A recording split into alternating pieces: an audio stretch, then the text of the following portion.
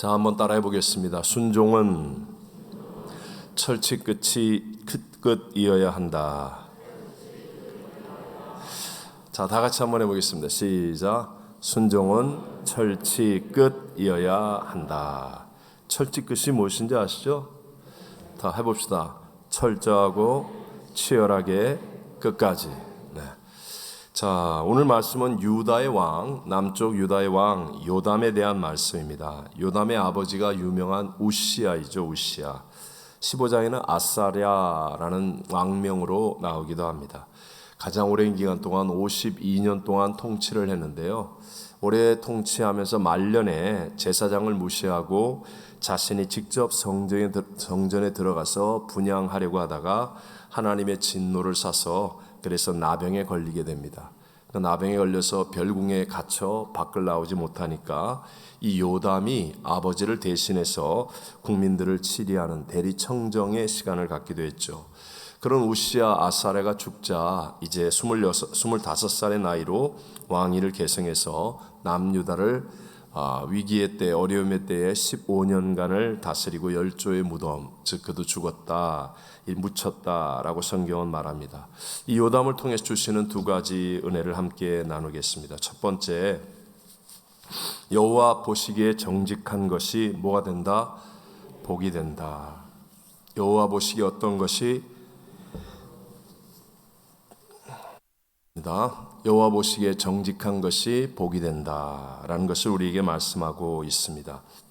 제리 화이트 박사가 쓴 정직, 도덕 그리고 양심이라는 책이 있습니다. 아주 일반적이고 좋은 책인데요. 거기에서 정직함을 다음에 4가지로 이렇게 구분해서 말합니다. 세상 사람들이 말하는 정직. 그럼 첫 번째 일반적인 정직이에요. 그냥 거짓말을 하지 않는 것. 두 번째가 법률적 정직함입니다. 누가 보던 말던 스스로 정해진 법을 잘 지키는 것.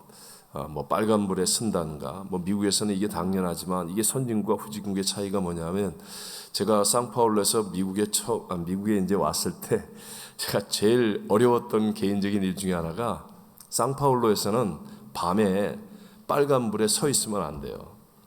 경찰이 와서 빨리 가라 그래요. 너 강도 당하려면 어떡하려고 여기 서 있냐고. 빨리 가라 그래요. 그 빨간불에 딱 이렇게 보고 없으면 빨리 가야 돼요. 제가 미국에서 처음 와가지고 라크라 센터에 살았잖아요. 새벽 예배를 이제 일찍 나오니까 깜깜한 밤에 빨간불인데 저도 모르게 이게 자꾸 가려고 그러는 거예요. 여긴 미국이야. 여긴 미국이야.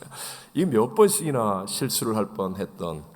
어쨌든 이런 법률적 정직함. 그리고 세 번째가 내면적 정직함이 있습니다. 즉 양심에 따라서 스스로를 깨끗하게 지켜나가는 것. 그리고 네 번째가 성서적 정직이라고 말합니다. 하나님 앞에서 정직함을 지켜나가는 것. 자, 일반적으로 이렇게 4가지 정직함을 얘기하는데 우리 그리스도인의 정직은 무엇이겠습니까? 당연히 성서적 정직이죠. 이 기준이 무엇이냐? 사회적인 통념 또는 이거 안 하면 이거 안 해도 법에는 저촉이 없어 하는 그 법, 아니면 내 자신의 느낌, 양심 이런 것들이 아니라 오직 하나님의 말씀을 기준으로 삼고 정직함을 지켜나가는 것. 이 하나님 말씀이 기준이고 변치 않는 나의 삶의 양심의 기준이 되는 것, 이것을 우리의 성서적인 정직이라고 말합니다. 여러분, 사회적인 통념이나 법 이런 모든 것들은요 시대에 따라서 바뀝니다. 낙태가 불법이었다가 또 합법이 되었다가 시대에 따라서 다 바뀌는 거예요. 그냥 성서적으로 보면 안 된다. 그럴 때 우리는 끝까지 하나님 말씀이 아니라고 하면 우리 끝까지 아닌 것을 지켜나가야 돼요. 또 우리 인간은 다 죄악된 본성을 가지고 있잖아요. 다 이기적이고 자기중심적이고 죄악된 본성을 가지고 있기 때문에 자기 스스로 온전한 정직의 기준을 만들어낼 수가 없다는 거예요. 다 자기한테 유리한 쪽으로 만들려고 하지 모든 사회와 시대를 뛰어넘는 정직의 기준을 세상은 만들 수가 없어요. 그래서 국회에서 법을 만들어도 겉으로는 멋있게 말하고 국가를 위해서 사회를 위해서 말하지만 만들어 놓고 뒷구멍으로 다 엉뚱한 짓 하게 되는 이유 중에 하나가 바로 그게 우리 인간의 존재이기 때문입니다. 예를 들어서 세리 삭개오 보십시오. 자, 세리 삭개오가 세리 사회에서의 통령과 법이라는 게 있거든요. 여러분 그걸 잘 지켰다고 우리는 세리사개오를 보고 정직하다라고 말할 수는 없지 않습니까? 다행히 세리사개오는 예수님을 만나게 되죠. 그러니까 이제 자기가 최고라고 생각했던 이 돈, 물질보다 더 위대한 예수님을 만나고 진리를 만나고 나니까 여기서 자유함을 누리는 거예요. 자유함을. 예를 들어 우리가 어렸을 때 막 어떤 아이 보면 막 장난감 목숨 거는 아이들이 있어요. 근데 이제 크면서 자연스럽게 이 장난감으로부터 자유해지고 더 큰 것을 보게 되죠. 그런 것처럼 삭개오가 옛날에는 돈이면 되는 줄 알았는데 그게 아니었거든요. 근데 예수님 만나니까 이분이 진짜 우리의 인생의 자유다. 그래서 예수님을 붙잡고 이것으로부터 자유해지는 거예요. 그래서 그의 정직이 예수님 앞에서의 정직이 되잖아요. 내가 누구를 토색한 것이 있으면 내가 4배나 갚겠습니다. 내 재산의 반을 가난한 자들에게 주겠습니다. 주님 앞에서의 정직. 그러니까 그와 그의 가정이 다 구원을 얻는 역사를 이루게 되죠. 오늘 요담이 바로 그런 모습을 우리에게 보여줍니다. 34절을 우리 다 같이 한번 읽어보겠습니다. 34절 요담이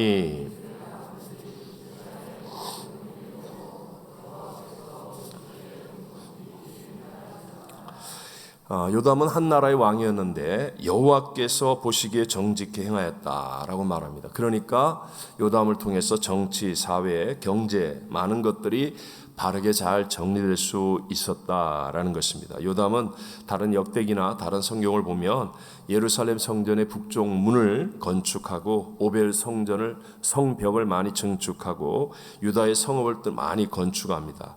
그리고 수도를 요새화하여서 그래서 굳건한 나라로 만듭니다. 북쪽에 이스라엘이 아수르에게 멸망을 당할 때 나라를 지킬 수 있는 어떤 기반들을 잘 만든 그런 사람이 됩니다. 여호와께서 보시기에 정직히 행하니까 한 나라의 왕으로 절대 권력을 가지고 있었지만 자기 욕심을 위해서 사용하지 않고 국민을 위해서 바르게 사용할 수 있었다. 좋은 결말을 가져온다라는 것을 우리에게 보여주는 거예요. 그러므로 오늘을 살아가는 우리도 마찬가지예요. 미국이라는 사회의 법이 있고 또 일반적인 사람들과의 관계 속에서의 어떤 양심도 있고 그렇지만 진짜 나의 삶이 복되고 의로워지려면 우리는 하나님 보시기에 정직히 행하는 삶을 살아야 될 줄로 믿습니다.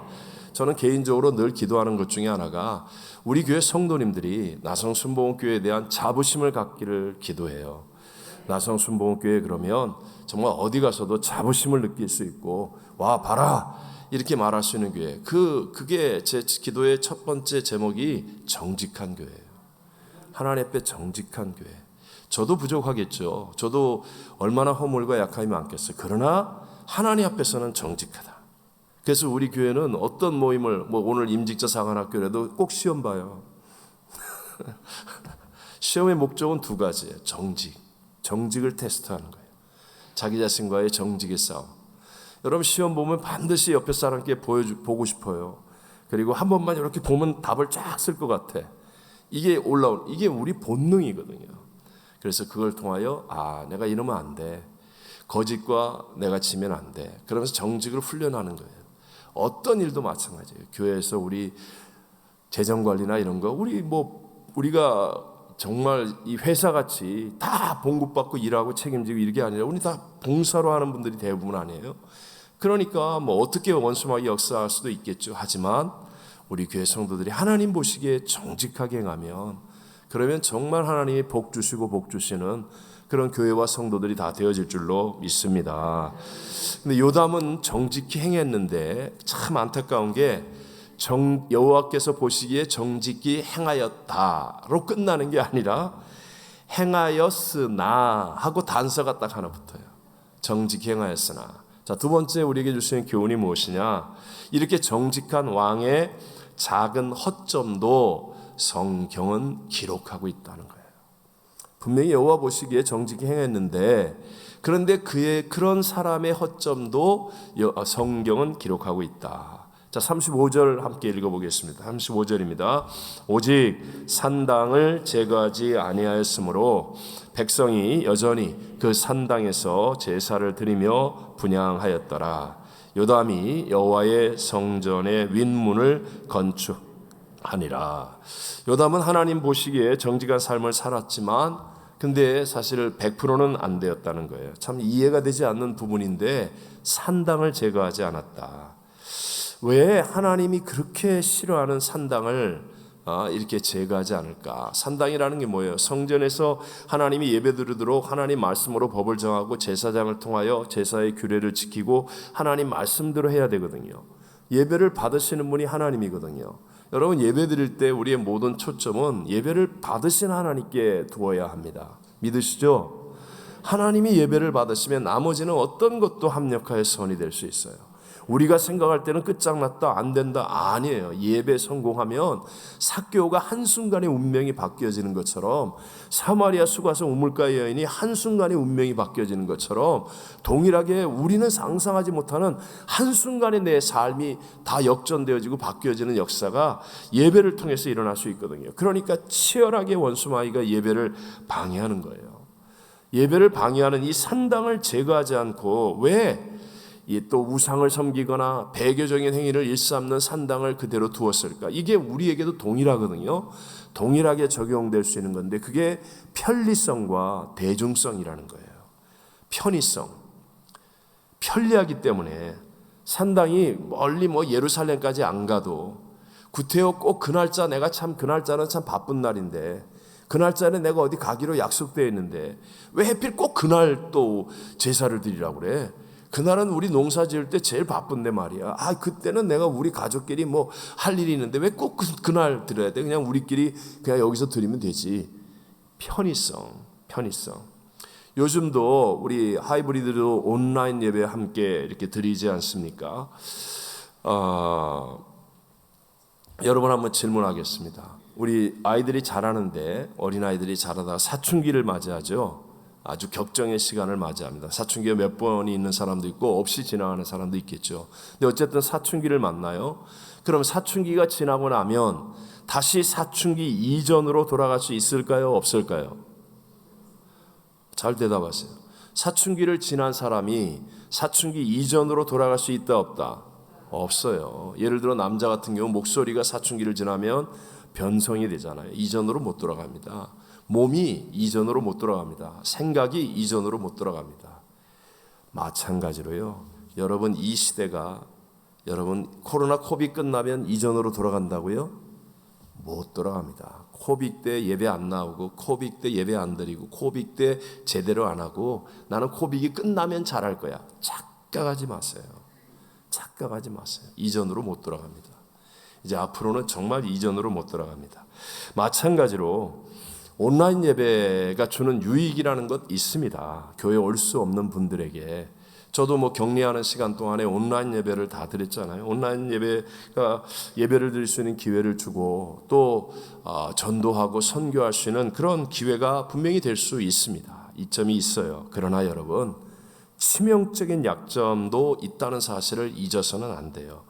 편의성에 빠지는 거예요. 편의성에. 성전에 나올 수 있는데 귀찮아. 안 나가. 그러면서 집에서 온라인 예배 드리면 되지. 그러면서 온라인 예배 드리는 거예요. 근데 놀랍게도 이게 예배를 받으시는 하나님이 중심이 아니라 점점 자기가 중심이 돼요.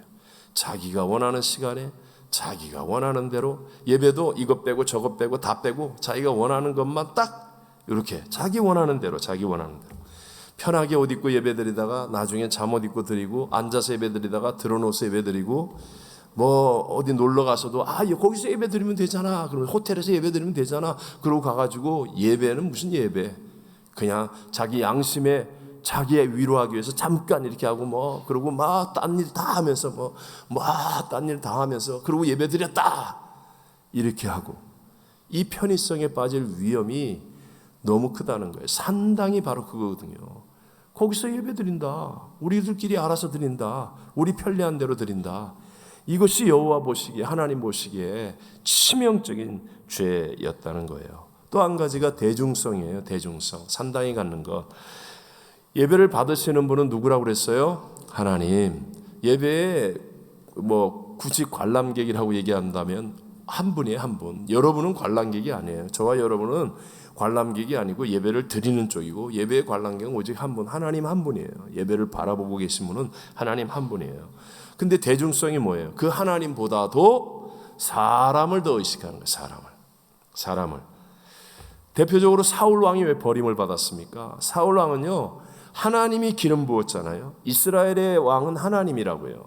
그런데 자기가 초대 왕이 되고 난 다음에 사람을 의식하는, 하나님은 안중에도 없고, 그래서 블레셋과 전쟁을 해야 되는데 그런데 제사장이 늦게 오는 거예요. 이스라엘은 제사를 드리고 전쟁을 가는데 제사장이 늦게 와요. 사람들이 막 마음이 동요하고 흩어져요.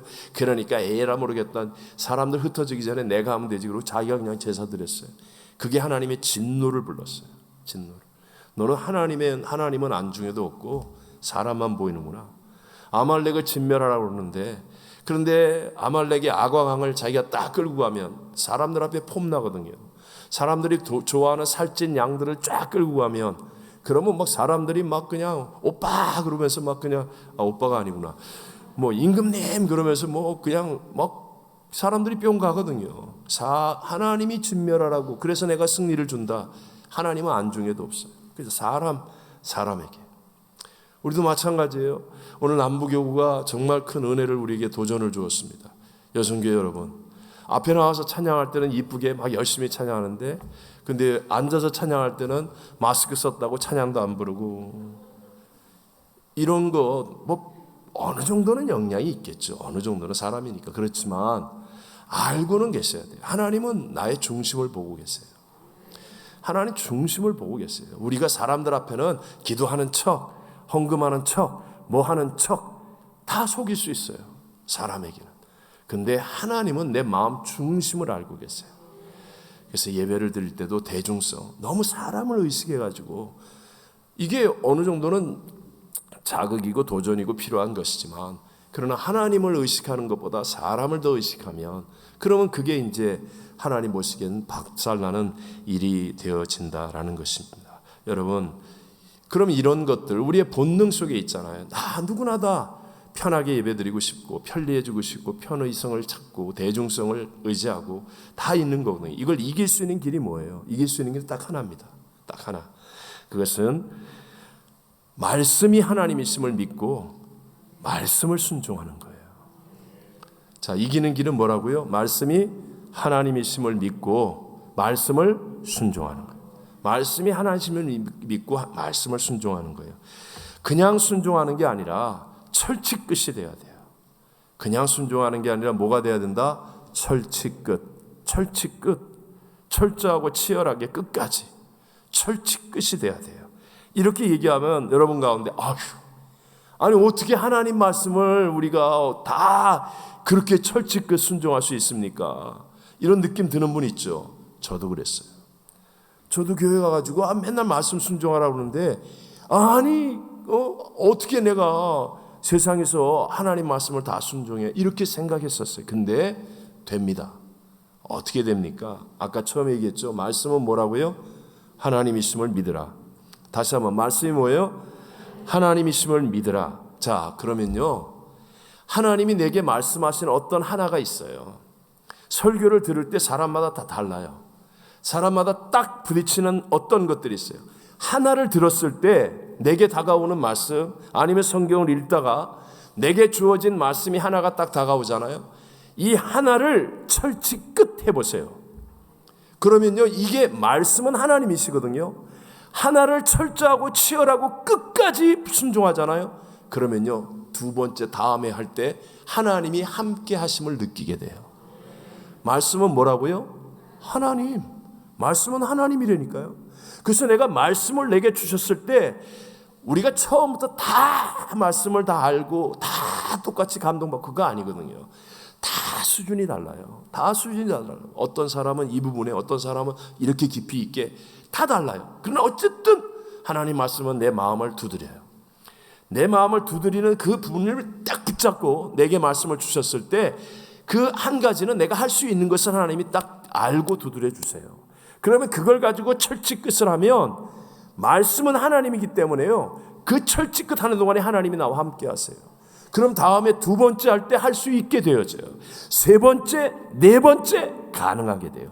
어느 날 보면 내가 하나님의 말씀의 깊이에 빠져 있고 즐거움에 빠져 있고, 내 말씀이, 하나님 말씀은 내 발에 빛입니다, 내 길에 등입니다, 하나님 말씀이 나를 인도하는 복되고 복된 자리에 있게 될 줄로 믿습니다. 근데 안 되는 사람은 뭐냐?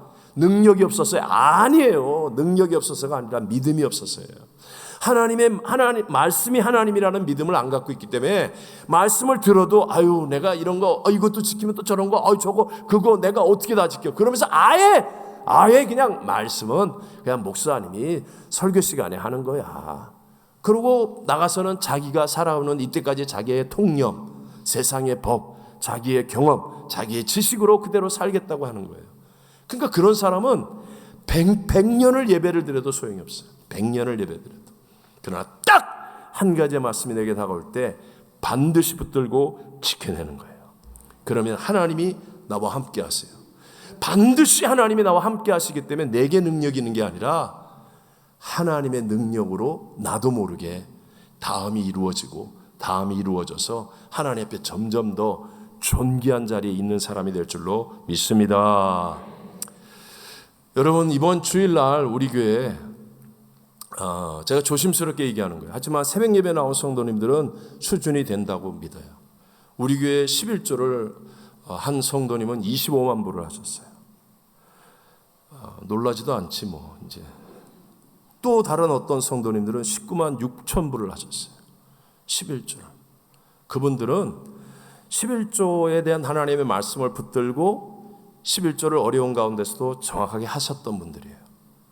그러니까 하나님이 그런 기회를 반드시 주시는 거예요.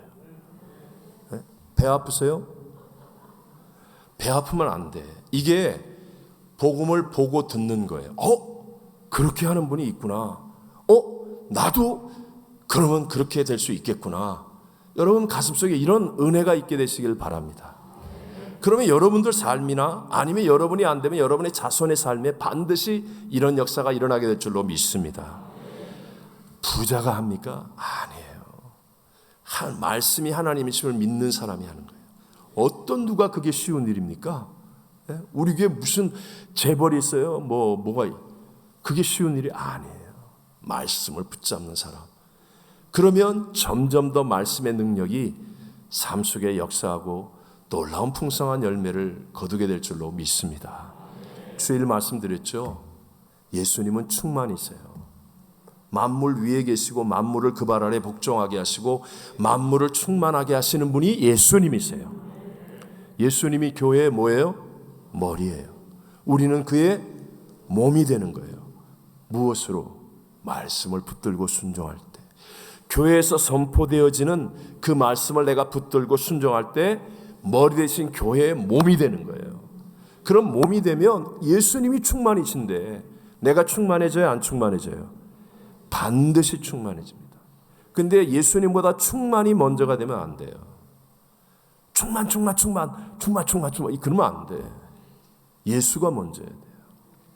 예수님이 교회의 머리이심과 내 주인이 예수님, not I but Christ. 그래서 예수가 딱 내 주인이 되시면 반드시입니다. 반드시 놀라운 충만의 열매들이 우리 모두에게 맺어지게 될 줄로 믿습니다.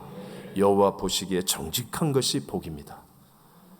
그리고 정직한 사람에게도 작은 허점을 성경은 기록하고 있다는 사실을 기억하시고 내게 말씀이 주어질 때 그 한 가지의 말씀을 붙잡고 철칙끝 하셔야 돼요.